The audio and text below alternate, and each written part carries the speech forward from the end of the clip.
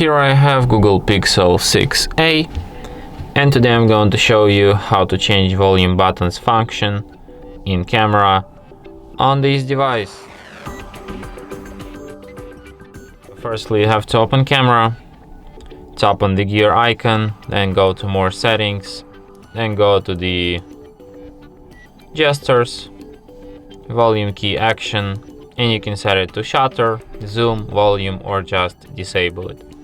So let's set it to zoom and check out how it works. So as you can see right now, with volume keys I can zoom in or zoom out, just like this. And that's it. Thanks for watching.